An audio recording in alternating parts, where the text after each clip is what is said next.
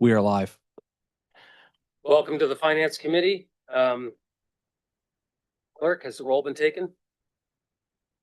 Through the chair, roll is taken. Thank you. Members of the committee, are there any pecuniary interests of pecuniary interests today? Tongue-tied.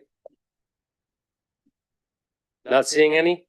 Members of the committee, are there any items that you wish to have separated for discussion purposes? Mayor Davis? I think some might be separated anyways because of the court staff, but 5.1.1, confirmation process for year 3 of the multi-year budget. 5.2.1, the departmental review of housing and homeless services. And 5.3.1, the second quarter casino update. Not seeing any other. May I please have I think Councilor Van Tilburg, do you want 5.3.2 reserve? There's an amendment coming. Yeah, so you want that separated? Yes. Yeah.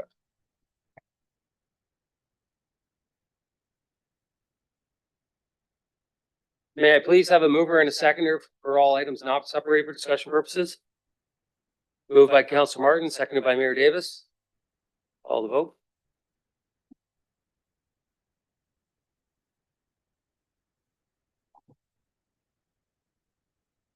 The items subject to the vote are second quarter variance report, 2025 capacities on designated public institutions, quarterly status report of contracts awarded, treasurer's semi-annual investment report, and the June 11 minutes.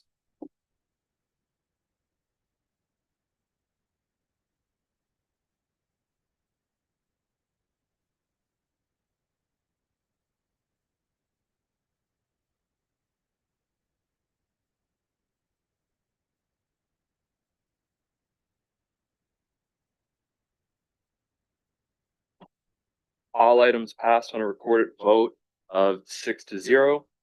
All those in favor, Mayor Davis, Councilors Sullivan, Van Tilburg, Caputo, Martin, and Hunt.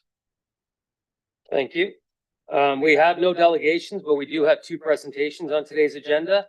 I would now ask Rosemary Whitehouse and Anna Patalia to come forward to speak to item 5.1.1 confirmation process for the year 3 of the 2024-2027 City Services multi-year budget. You will have 10 minutes to present. Questions will be held until the item is on the floor for discussion. Thank you. Through the chair, good afternoon. My name is Anna Haitala, Manager of Financial Analysis, and with me is Rosemary Whitehouse, our Corporate Budget Specialist. We are very excited to be here today to provide you with a demonstration of 2 new budget tools we've added to enhance the city's budget process. Both tools will be available on the city's website and are designed to promote public education and encourage public engagement by making complex budget information more accessible and transparent. The first tool you are seeing is called OpenBook. The OpenBook website allows us to share budget details with the public through eye-catching visualizations, showcasing budget data with interactive charts, tables, and graphics. The OpenBook page consists of a number of cards or tiles that can be used to present various budget information. The public will be able to easily click on each tile to learn more about that topic. The Hello from the City of Brantford tile provides residents with an overview of the city's budget process and include links to 2 short YouTube videos explaining how the city's budget and property assessment and taxation work. The multi-year budget process tile is a place residents can access answers to frequently asked questions about the multi-year budget. We will now show you tiles that display the budget figures. For the operating budget, residents will be able to view budgets at a gross comparison as well as a net tax levy, which will be clearly separated by city services and local boards.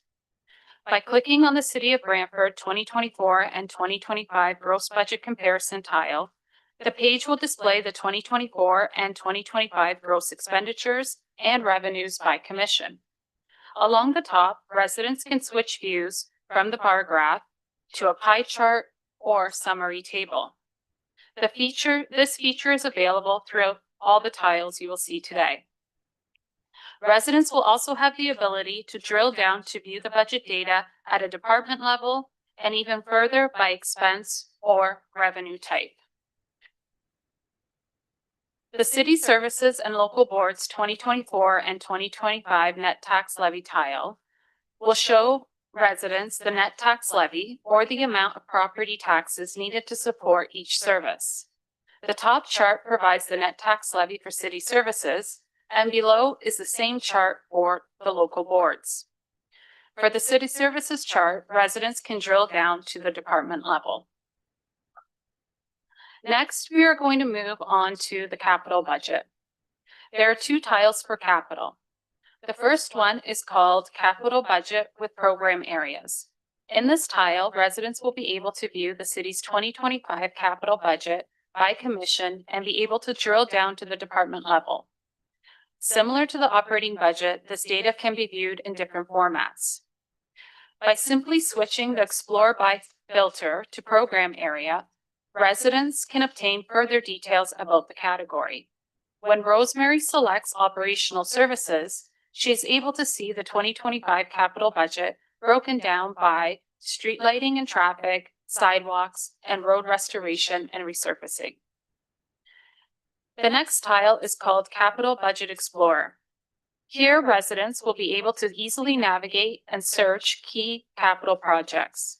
For today's demonstration, 4 capital projects have been selected. By clicking the Freeborn Ave capital project, residents will be able to see the location of the project on a map and a visual picture of the street itself. The chart to the right provides the capital budget costs, and the budget summary provides a description of the project itself. The same information is available for the Norwich Street, the replacement of the wastewater treatment plant secondary clarifiers, and the Wayne Gretzky Parkway expansion. The last item we want to show you in Open Book is called Spotlight Articles. Spotlight articles can be used to highlight specific budget topics or areas of interest and include images, links to videos, and visualizations. For today's demonstration, the city's communication team has created a spotlight on Woodman Park, highlighting the amazing work done by city staff.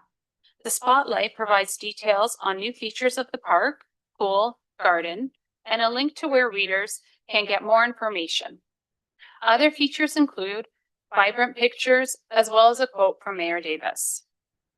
As you can see, the Open Book is easy to navigate, intuitive to use, and has built-in search and filter functions to help users find exactly what they are looking for. The budget data is synchronized directly from the city's budget software, which ensures information is kept up to date and accurate. The Open Book website will be promoted through social media platforms, and users will be able to access the page from all devices, including desktop, smartphone, and tablet. The second budget tool we are going to show you today is called Budget Book. The Budget Book can be accessed directly from the Open Book page and allows us to create, publish, and share a digital budget document with the community. The Budget Book is user-friendly and includes pictures, charts, tables, and graphics, and interactive content. It is easy to navigate, and readers can easily click through sections. It is AODA compliant and can be viewed on multiple devices as well. The Budget Book allows residents to learn and explore the city's operating and capital budgets, gain insights into the city's multi-year budget process, and illustrate how council's strategic plan and priorities guide the development of the operating and capital budgets. It will also provide information on municipal comparator analysis, the city's tax ratio reduction policy, and illustrate the steps of the budget process under strong mayor's legislation. The Budget Book will also display detailed budget data by department. When selecting the Communications, Community Engagement, and Customer Service Department, residents will see an overview of the services provided, the department's key goals, along with a link to a YouTube video. Scrolling to the bottom of the page, residents will find budget details, including the department's gross budget and net tax levy. When selecting building services, residents will be able to see similar information, but from the budget details, it will clearly illustrate that building services is 100% user rate and does not impact the tax levy. Unlike Open Book, that can be easily updated when budget information changes, the budget book document is a static document that displays budget information at a specific point of time. The goal of introducing the Open Book and Budget Book platforms is to modernize the city's budget process and achieve greater transparency and collaboration. As such, the intent is to finalize and publish the city's first Open Book page with the 2026 preliminary budget before budget deliberations in the fall. The budget book will be available once the 2026 budget is finalized, with an anticipated go-live date by end of Q1 2026. For future years, the goal will be to have both tools available at the start of Estimates Committee. This concludes our demonstration. We would like to give special thanks to Maria Visaki, Heather Carvello, Mike Abraham, Selvi Kangara, Alicia Korslick, and Andy McMahon for their assistance with the demonstration today. We are happy to take any questions you may have. We'll actually be taking questions when this goes on to the floor. So thank you for coming.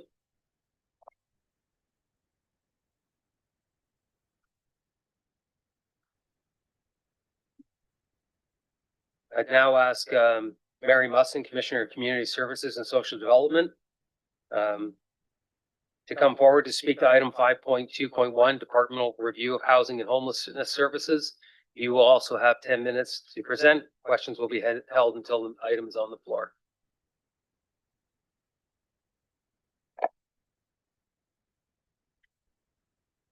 Good afternoon. My name is Mary Musson, and I'm the Commissioner of Community Services and Social Development. I am here today with Katie Moss, Acting Director of Housing and Homelessness Services, along with staff from the department to provide an overview of the 2025 Housing and Homelessness Services Department's Departmental Service Review. The City of Brantford is designated by the Province of Ontario as the Service Manager for Housing and Homelessness Services in the City of Brantford and the County of Brant. The Housing and Homelessness Services Department is comprised of 4 divisions made up of a total of 44 staff.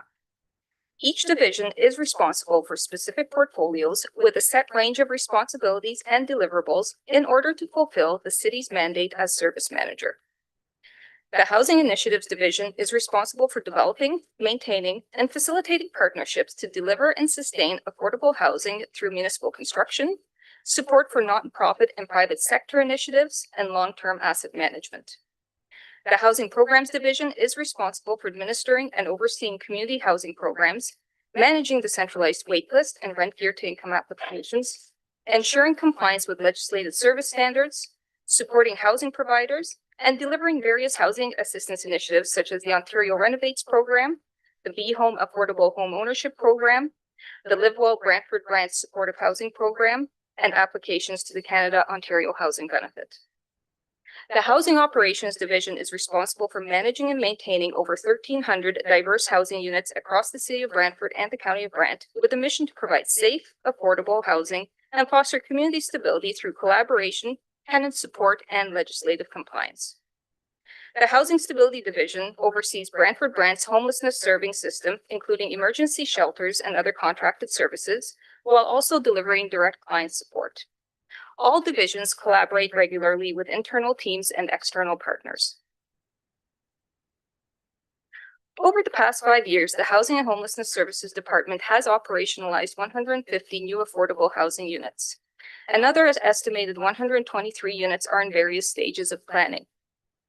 In 2023, $6 million in federal funding was secured for capital repairs, with $7.1 million of capital repairs identified to be completed in 2025 and 2026.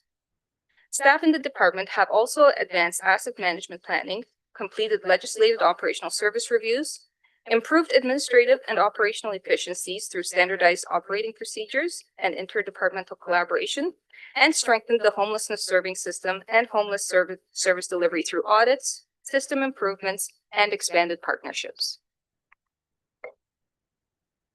The Housing and Homelessness Services Department has improved cost predictability through design-build construction and accelerated procurement by prioritizing low-value quotes, while also streamlining internal workflows and standardizing procedures to enhance service delivery and customer experience. Strategic shifts such as increasing in-house maintenance, consolidating unit inspections with other scheduled tasks such as annual fire alarm testing, and centralizing intake into emergency shelters through the emergency shelter intake contract have realized cost savings and improved operational efficiencies. Aligning the by name list with the centralized waiting list to ensure all people experiencing homelessness have an active application for community housing has strengthened housing access for households who are in vulnerable situations. The Housing and Homelessness Services Department's priorities are driven by legislation such as the Housing Services Act and the Residential Tenancies Act, as well as local master plans such as the Brantford Brant Housing Stability Plan, the Brantford Brant Municipal Housing Master Plan, and the Mayor's Housing Task Force Affordable Housing Action Plan. Additional priorities are provided by federal and provincial program guidelines that are attached to grant funding streams, such as the federal Reaching Home grant funding stream and the provincial Homelessness Prevention Program grant funding stream. The Housing and Homelessness Services Department continuously seeks shared services opportunities and utilizes the contracting of services where possible and the most appropriate, including but not limited to homelessness service delivery and housing operations maintenance. In addition to the city, nonprofit and co-op housing providers also provide community and affordable housing for applicants on the centralized housing waitlist. Among the 12 housing providers under service manager oversight, this includes 739 rent geared to income units and 286 affordable market rent units.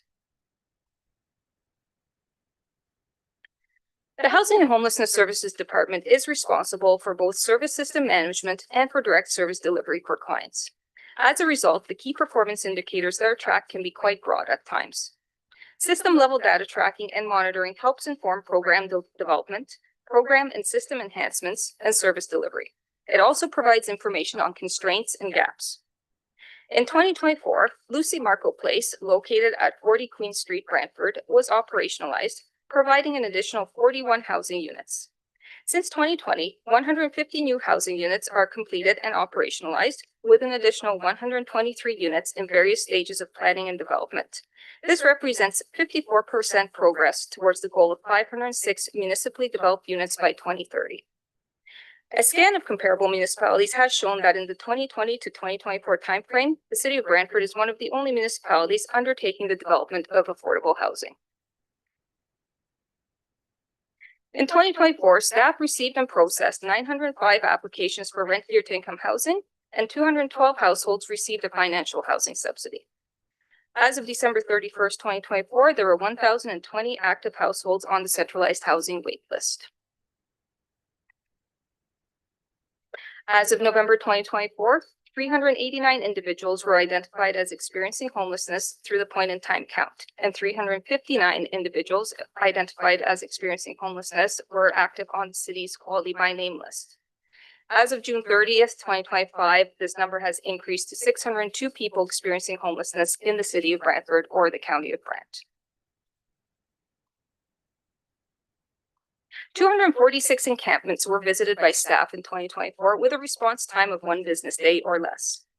Only 7% of the individuals encountered in encampments were previously unknown to the homelessness serving system, with 49% of these individuals accepting services. 90% of individuals in encampments were from the Brantford Brant communities. The Housing Stability Worker Program received 223 referrals from April 2023 to December 2024, and supported 178 total clients with a 99% success rate in eviction prevention. The Live Well Brantford Brant Program youth component provided services to 136 youth in 2024. The Live Well Brantford Brant adult component provided housing for 11 new tenants, supported 3 tenants in transferring to more independent living, had 6 tenants successfully complete the program, and completed 25 new intakes for tenants already residing at Winston Court requiring more intense case management support. In 2024, the average vacancy rate in city-owned housing was 3.34%, which translates into 40 housing units. The vacancy rate indicates the percentage of rental units that are unoccupied. Staff tried to keep the vacancy rate as low as possible, as vacant units result in a revenue loss from rent. The average annual vacancy rate for municipally owned housing continues to decrease since 2022. Annual unit turnovers have been fairly consistent in the past 6 years, with an average of 121 units being vacated annually. In 2024, 128 units were vacated. The 2026 Housing and Homelessness Services budget was presented to Social Services Committee on September 3rd, 2025. It included the addition of 1 new full-time senior project manager and 1 new full-time maintenance servicer in the base budget. Additional budget investments to transition 4 contracted pilot program housing stability workers to permanent full-time, and a homelessness service system enhancement with the addition of 2 community initiatives coordinators for housing outreach positions were also recommended within the report. Additional recommended service enhancements within the report in front of the Finance Committee today are for future consideration through the appropriate budget process. Under the current shared social services agreement, the 2025 cost share between the city and county is 72.2% and 27.8% respectively. The figures represented here only account for the municipal tax levy. Program delivery funding from the province and grant funding from the federal and provincial levels of government is not included in these figures. The 2025 shared services capital budget of $3,973,829 has 13 projects identified. Of the capital budget, $1,585,418 is being funded by third-party grants, and the remaining $2,388,411 from tax reserves. Thank you. Thank you, Mary. May I please now have a mover and a seconder to put all separated items on the floor? Moved by Councilor Martin, second by Councilor Van Tilburg. Okay, Mayor Davis, you asked for 5.1.1. You may take the floor. Thank you, Mr. Chair. I wanted to bring to the members of this committee, bring to their attention what it is that the multi-year budget provides for 2026. And it provides for, I believe it's an increase of 3.79%. That's before we add in police, paramedics, all those outside agencies. And decision today, or decision to be made by council regarding the social services budget presentation that we just saw, is going to impact that. And I'm wondering, can staff give us some indication? I know that was struggling to do that at social services, but can you give us some indication what the impact will be, assuming council accepts that there is a need to increase the budget of social services beyond that which was predicted in the multi-year budget?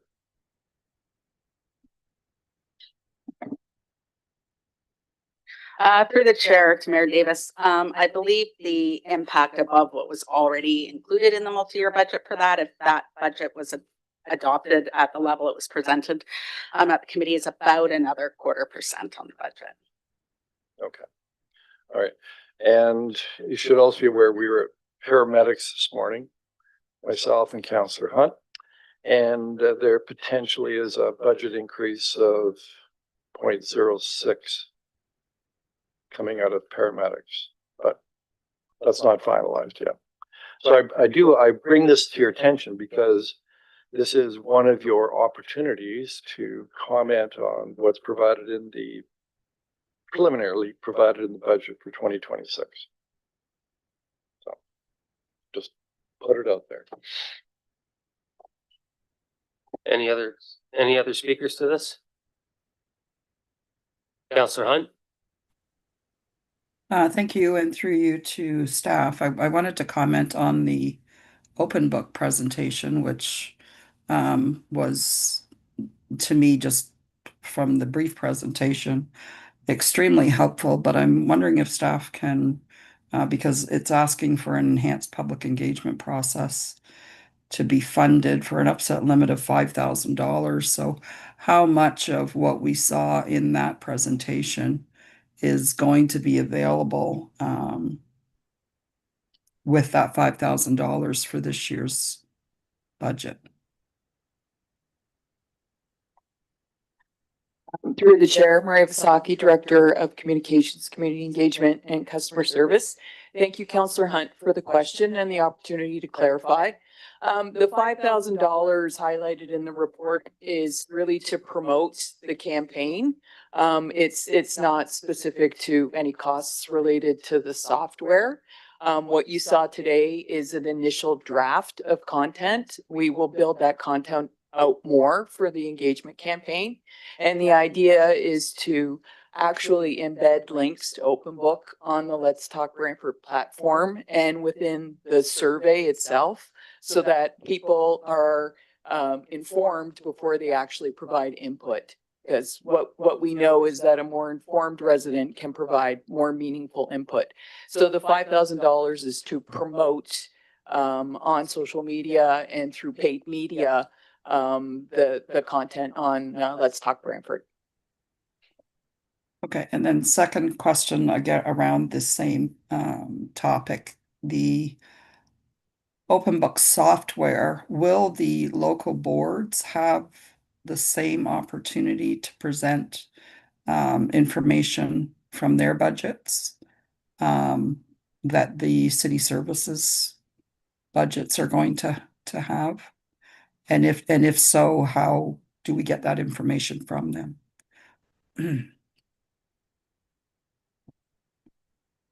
Through the mayor to Councillor Hunt. Initially, there's not going to be a local board component to this. The metrics and the data that's driving what you're seeing in the Open Book and Budget Book is driven from the software that the city currently uses for budgeting, which is Questica software, which the local boards currently are not using. So there's not an immediate mechanism to get that information in there, but it certainly is something we could look at rolling out in the future. Okay, thanks, Joelle. Any other speakers to 5.1.1? Seeing none, call the vote.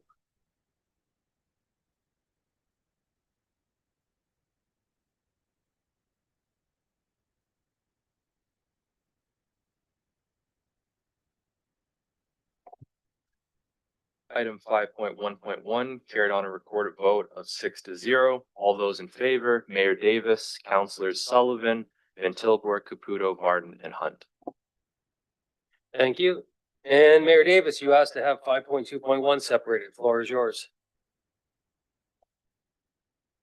Yeah, what we have in front of us on this item is part of the process that we struck in agreeing to doing multi-year budgets, and it's that we would periodically review the budgets and the operations of city departments so that we would better understand what those departments do, how they do it, look at some KPIs, key performance indicators, see how they're performing, what their goals and objectives are, their staffing arrangements, etc.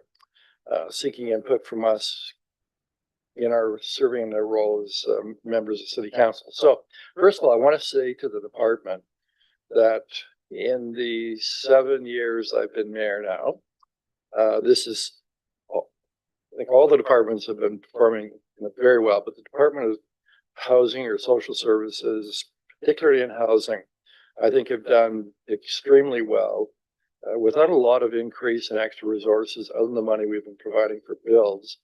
They managed to oversee a building program where we're actually building social housing.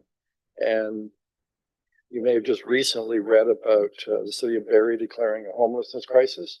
Part of that is because in Barrie, they're a tier 1, but the county oversees social services and they're not building any housing. And so it's creating a really severe housing crisis in Barrie.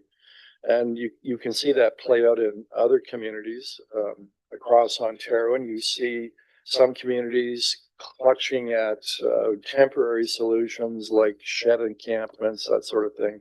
I'm very proud that our staff have focused on building permanent housing of different types, including supportive housing, including housing that doesn't create ghettos, because we have a mix of market rent, partial market, full subsidy.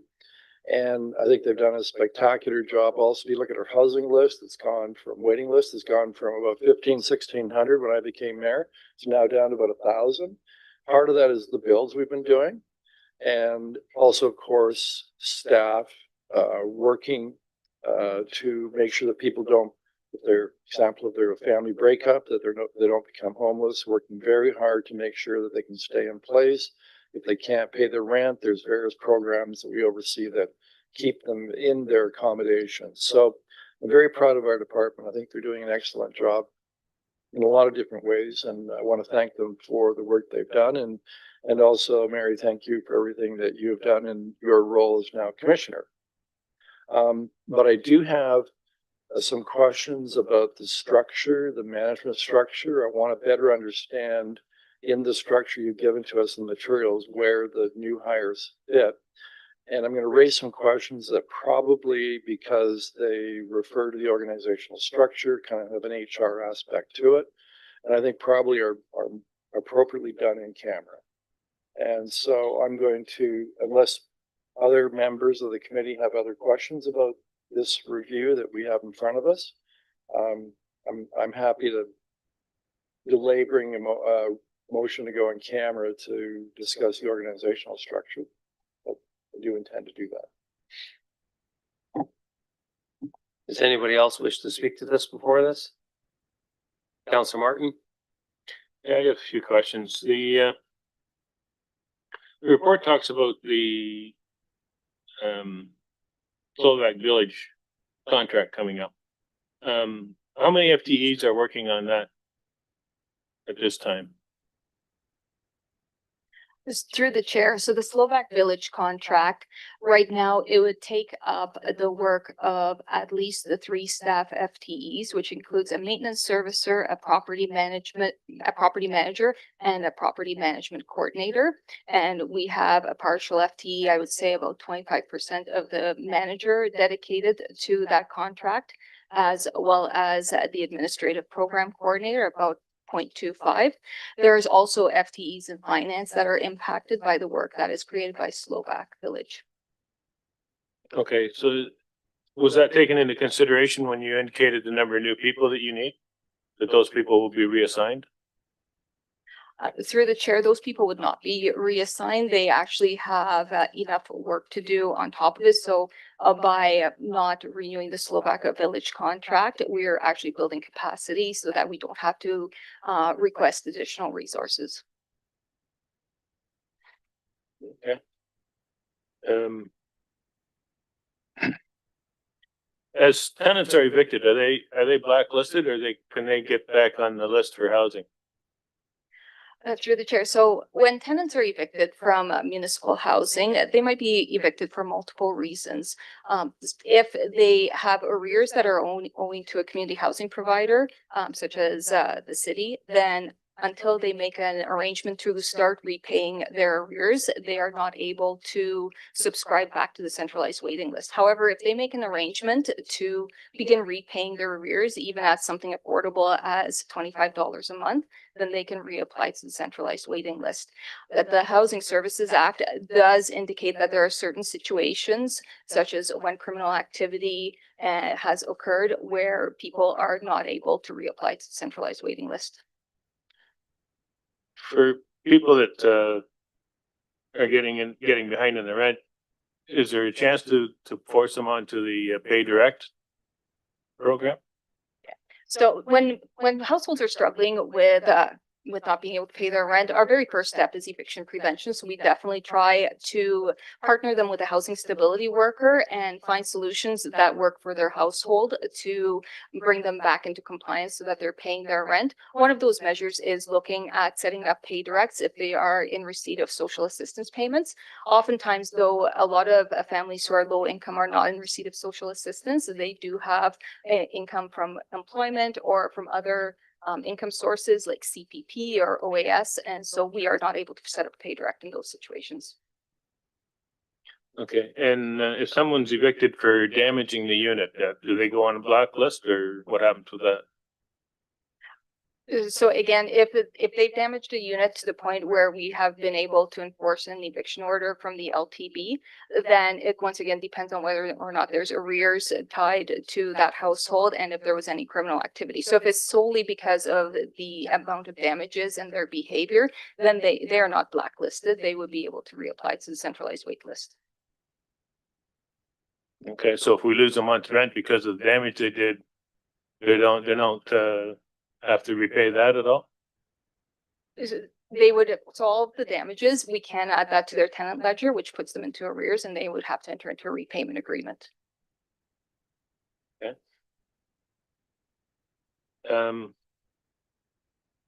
One of the things you want is a maintenance servicer. Will that result in more work being done in-house and less work contracted? So will there be savings to cover the wages of that individual or?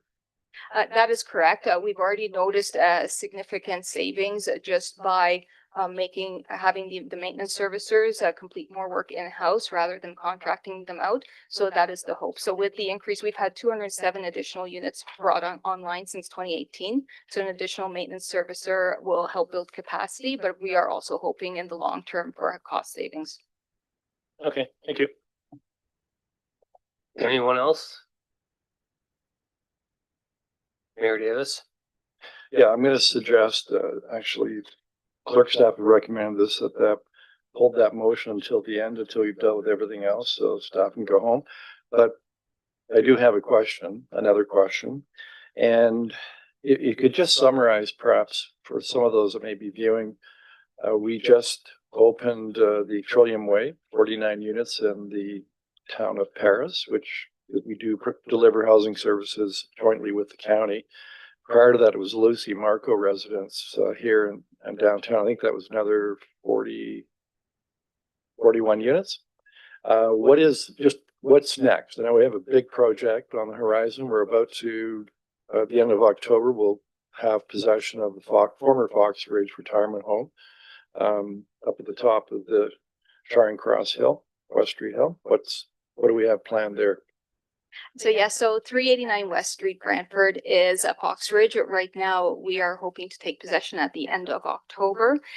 We are looking for a phased approach in developing that property that will see multiple housing solutions throughout the housing continuum. So we are looking at filling the gap in the emergency sheltering system that we have in the community right now.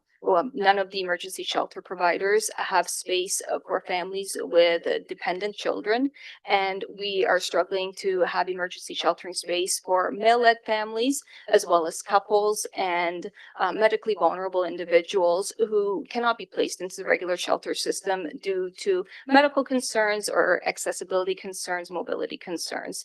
So one of the first phases is to fill that gap in the emergency sheltering system with Fox Ridge.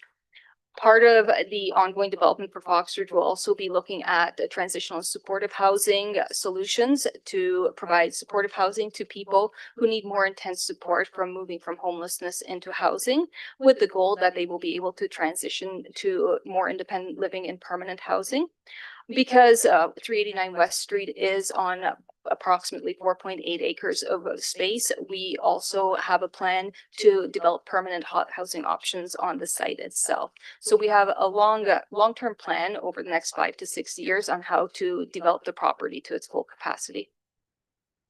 So you mentioned accessibility. It's kind of heartbreaking. Sometimes you'll see people on the street people, or people living on the street. They're in wheelchairs, and sometimes really hard to accommodate them in the shelter system. So that's one of the top priorities for Fox Ridge, and part of that facility up there is already accessible because it was a retirement home. So that's very exciting to hear that. Beyond Fox Ridge, what's next? So beyond Fox Ridge, we also have started the planning for 687 Colburn Street, which we will be looking at a smaller development of at least 10 to 12 units, perhaps more, on that space. And then future plans will look at developing other municipal sites, potentially north of Powerline Road for other municipal developments. Now, some of the people that have no fixed address, some of them have some issues that require what we call the supportive housing model, which we have at Marlene Ave down in Eagle Place. And we also have in the mayor's housing targets, I think it's around 350 units that would be to be built and provided by nonprofit service providers like JC's, Indowell, that sort of thing. Do we make any progress on that front? Is there anything that might be coming up in the future?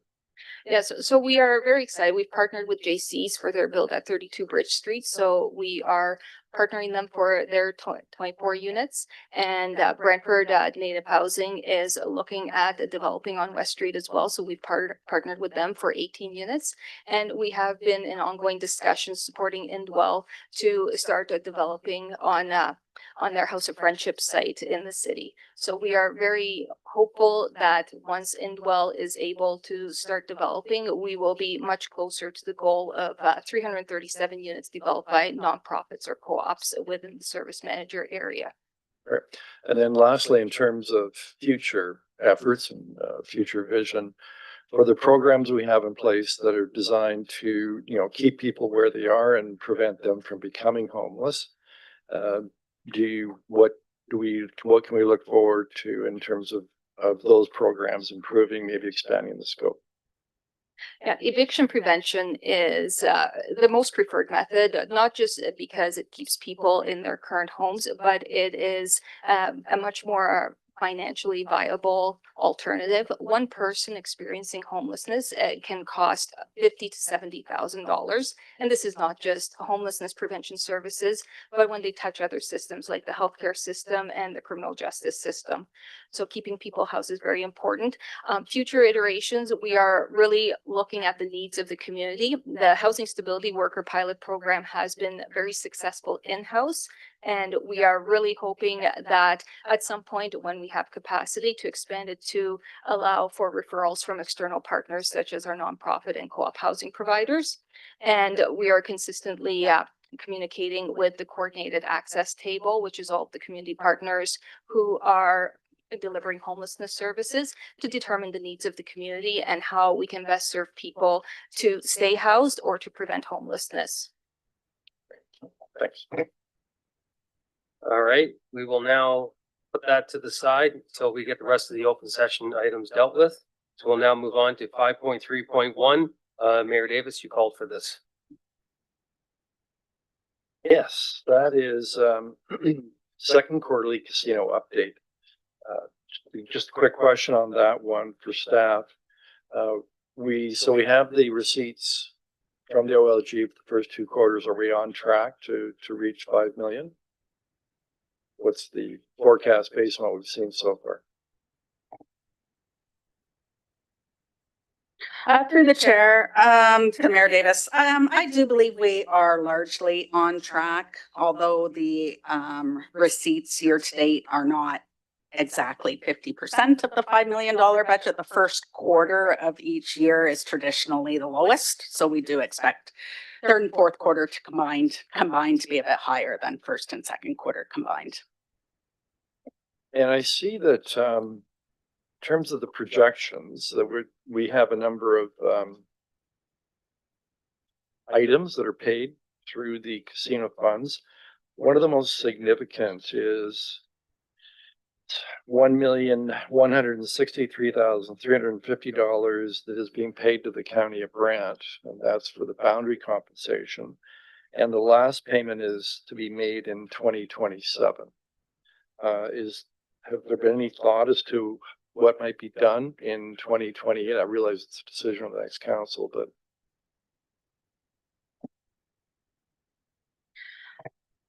through the chair, staff did bring a report to update the casino funds policy in the first year of this term of council, where it was approved that until the policy is renewed again in the first term of the next council, that will redirect those funds to supporting the Sports and Entertainment Center.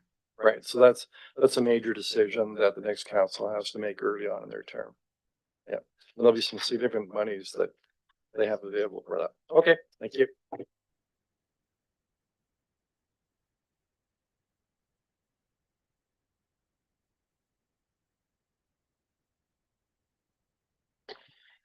All right, anybody else wish to speak to this? All right, can we call the vote?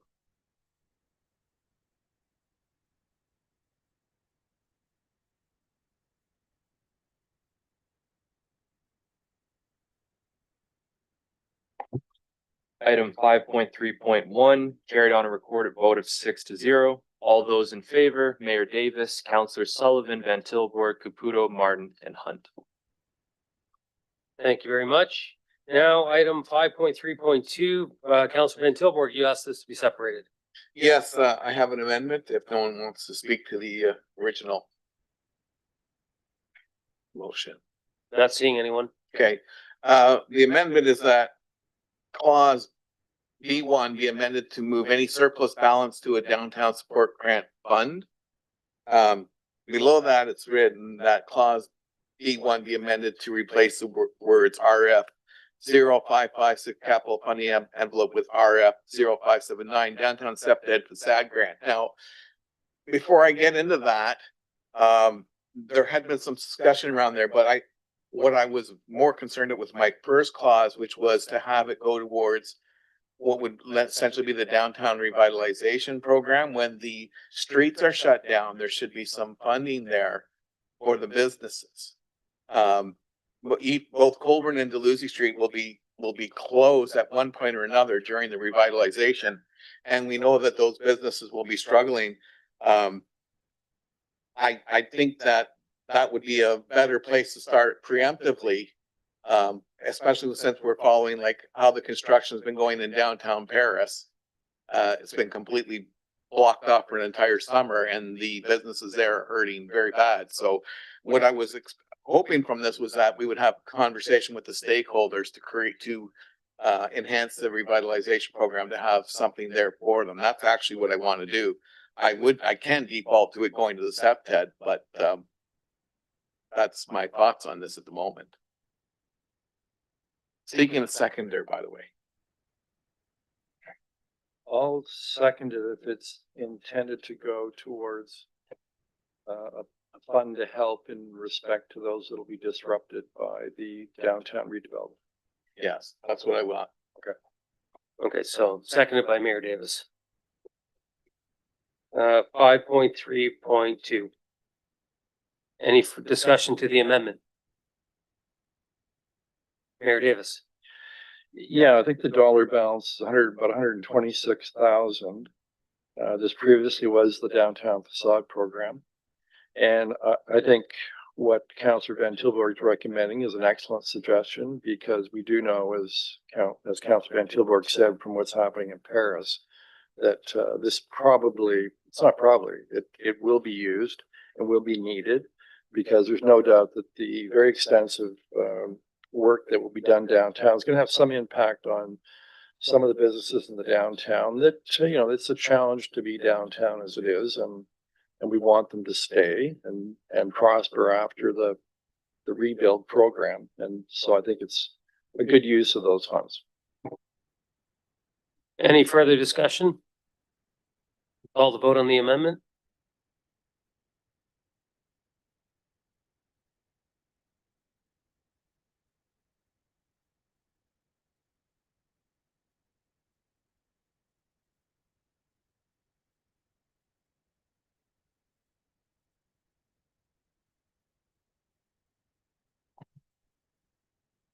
The motion carries on a recorded vote of 5-1. All those in favor, Mayor Davis, Councillor Sullivan, Van Tilburg, Caputo, and Councillor Hunt. Those opposed, Councillor Martin. Any further discussion as amended? Call the vote.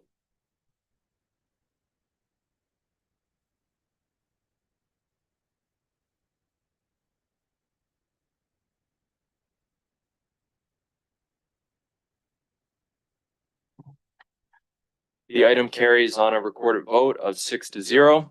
All those in favor, Mayor Davis, Councillor Sullivan, Caputo, Martin, Hunt, and Van Tilburg. Yeah, I'm gonna call a short 5-minute recess while they get ready for the in-camera move. Can we take the motion? Okay, I'm going to move that we go in camera to further discuss item 5.21. That's the departmental review of housing and homelessness services. And the rationale for it is that I have some questions regarding the organizational structure and individual positions. And I think it's appropriate, given that that's an employment related matter, human resources matter, that, that it be discussed in camera. So I'm looking for a seconder to do that. Seconded by Councillor Martin. Any discussion? Call the vote on.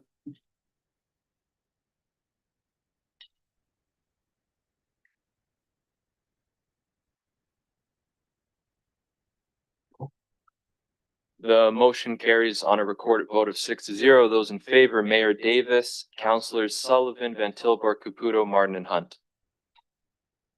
Thank you. Now we'll take a recess while we get ready.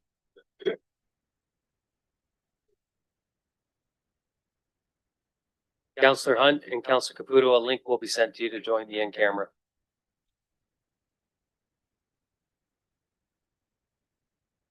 You're going to go and try to word or?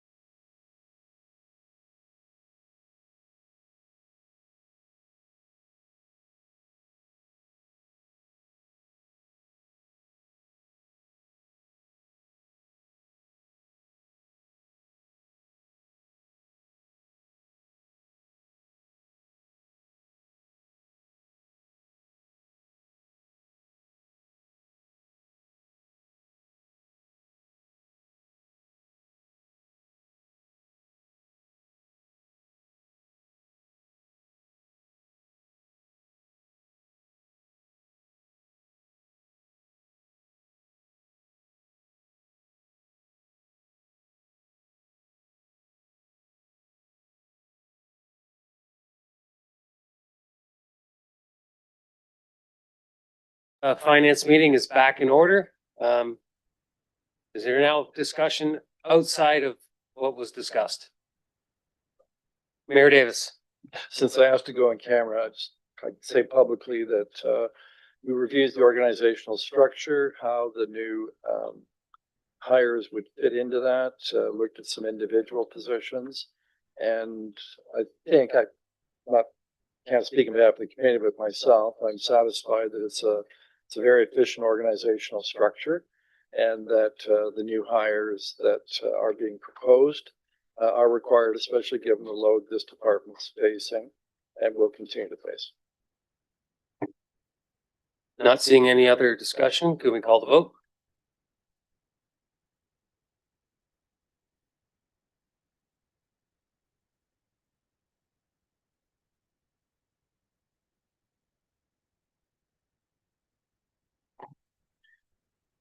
Item 5.2.1 carried on a recorded vote of 6-0. All those in favor, Mayor Davis, Councilors Sullivan, Caputo, Martin, Hunt, and Van Tilburg. Thank you. We have no resolutions, no notice of motions. We are adjourned.